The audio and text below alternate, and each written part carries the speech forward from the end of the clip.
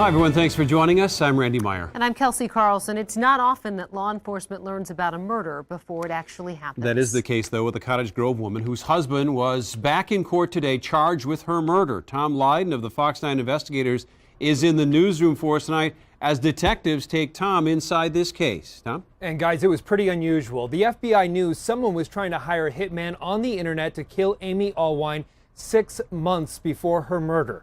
Police say that someone turned out to be her husband, who works in IT and was very computer savvy.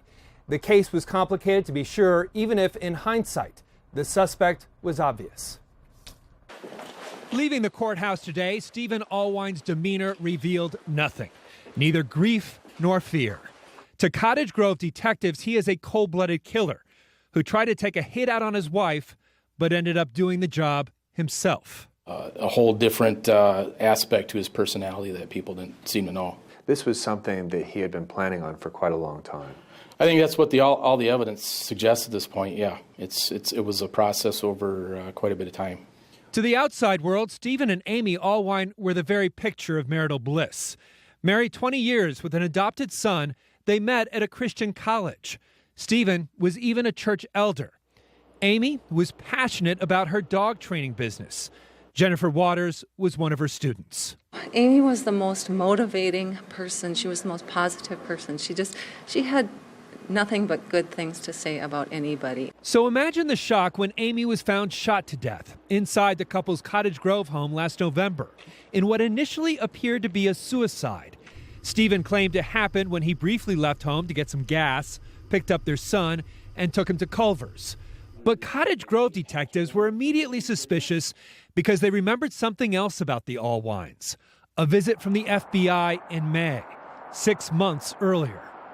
I think it's pretty clear now that the FBI did a lot of investigation that they didn't tell us about. The FBI had told the couple and Cottage Grove detectives it had received information that a murder-for-hire inquiry had been located on the dark web, with Amy Allwine as the intended target.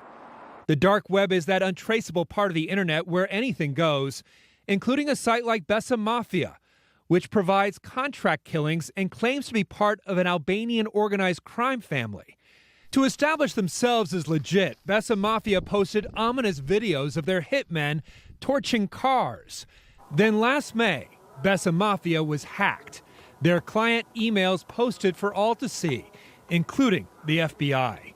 Agents spotting an email from a customer named Dog Day God, who wanted Amy Allwine of Minnesota dead, writing that she tore my family apart by sleeping with my husband and is stealing clients from my business. Dog Day God wanted it to look like an accident. The detectives now say Dog Day God was really Stephen Allwine, who paid Bessa Mafia $13,000 in untraceable bitcoins. But come to find out, Bessa Mafia was an elaborate hoax. We have zero information at this point that any of the hits that were ordered on that website were actually carried out. In fact, there's pretty good evidence, I think, that it was just a scam to scam people out of Bitcoin.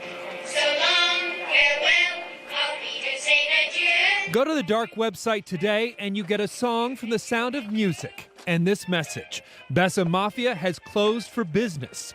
No one was ever beaten up or killed. You haven't learned anything from the FBI or elsewhere where you said, gosh, if we had known that sometime after May, we could have connected the dots.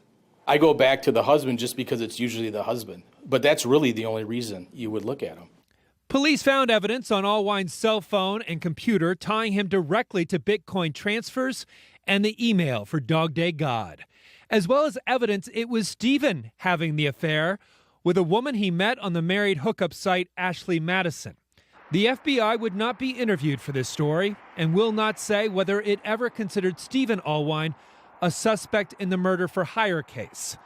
Leaving court today, Stephen Allwine's attorney would not speculate on what the FBI knew or when they knew it.